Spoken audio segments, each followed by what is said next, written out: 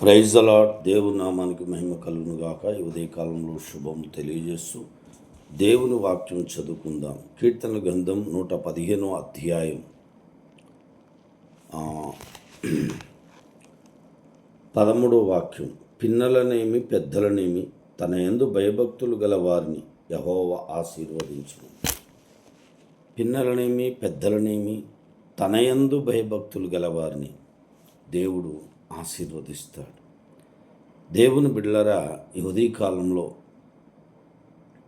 ఈ మాట నీ కొరకే చెప్తున్నాడేమో.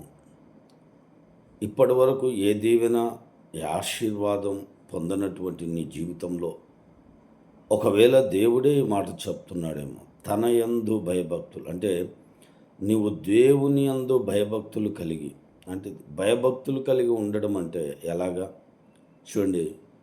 మనము దేవుడు చూస్తున్నాడేమో, నేను చేస్తున్న పని కావచ్చు, నేను మాట్లాడుతున్న మాట విషయంలో కావచ్చు. కాబట్టి ప్రతి దానిలో కూడా దేవుడు నన్ను చూస్తున్నాడేమో అని నీవు గమనించినట్లుగానే జాగ్రత్త పడితే కనుక దేవుడు అద్భుతం చేస్తాడు. కాబట్టి తన యందు భయభక్తులు గలవారిని, దేవుని యందు భయభక్తులు గలవారిని ఆయన ఖచ్చితంగా దీవిస్తాడు, ఆశీర్వదిస్తాడు. పిన్నలనేమి పెద్దలని ప్రతి ఒక్కరిని ఆయన యందు భయభక్తులు కలిగిన వారిని కంపల్సరీ దేవుడు ఆశీర్వదిస్తాడు.